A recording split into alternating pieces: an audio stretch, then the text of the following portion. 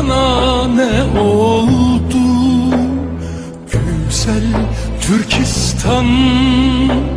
Sana ne oldu sebep vakitsiz? Güllerin soldu, ah güllerin soldu. Çemenler berbat, kuşlar hem feryat. Çemenler berbat, kuşlar hem feryat. Hepsi de mahzun, olmaz mı Dilşat? Ah olmaz mı Dilşat? Bilmem niçin kuşlar ötmez bahçelerinde, bahçelerinde. Bilmem niçin kuşlar ötmez bahçelerinde, bahçelerinde.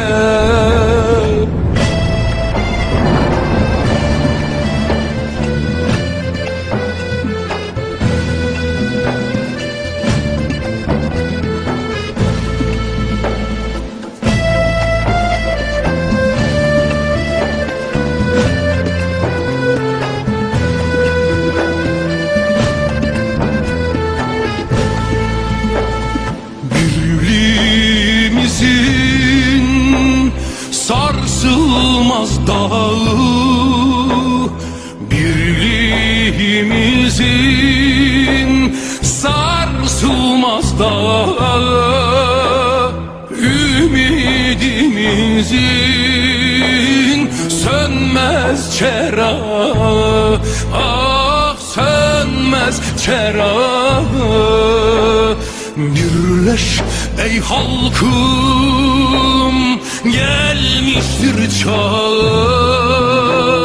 Birleş ey halkım, gelmiştir çağı.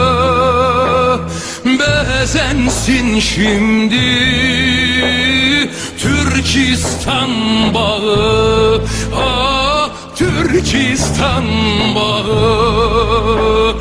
Uyan halkım, bitsin artık bunca zulümler, bunca zulümler. Uyan halkım, bitsin artık bunca zulümler, bunca zulümler. Uyan bayram al, bitsin, kalbin uyansın. Kulluk, esaret, her şey yansın. Kur yeni devlet, düşmanlar yüksün. Yüce Türkistan, yüce Türkistan göklere değsin. Yayıl, yeşer, özveten gül bağlarında. Zulümler, uyan halkım, bitsin artık bunca zulümler.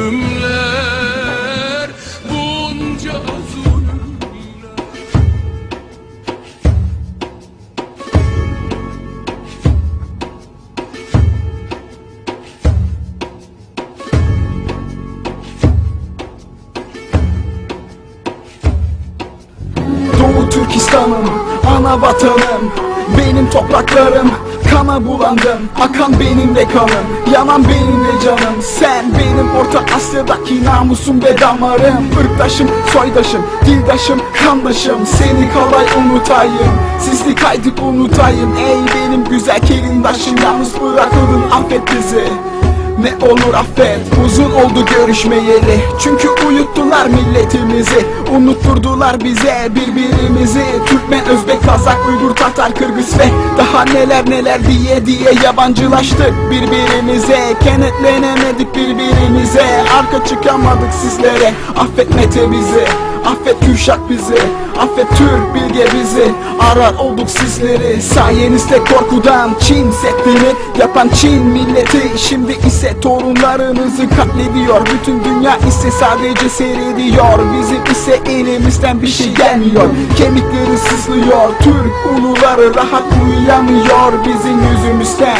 Bir olmak varken paramparça olmuşuz neden? Ey Türk milleti titre ve kendine dön hemen. Doğu Türkistan'da ölen bizim balalar, bizim çocuklar, bizim atalar, bizim analar. Elbet bir gün içimizden tekrar çıkar yeni kuşaklar. Ona göre Çin ayağını denk al. Hepimiz Uyguruz, hepimiz Türküz, hepimiz Gök Türküz. Bir gün gelir hepinizi süründürürüz. Türk efem biçinin ölümü korkunç olur. Ey katil Çin, can Türkistan'dan defol. Gök bayrak namus demek ey alçak Çin. Köpek eti yiye yiye iyice köpekleşmişsin. 50 yıldır öldürdüğün Türk bebeklerinin, Türk yiğitlerinin intikamı yakındır. Fuhuşa zorladığın Türk kadınlarının intikamı yakındır. Türk daima bağımsızlık için savaşır. Bir kurtu asla kafeste tutamazsınız, kafanızı kopartır.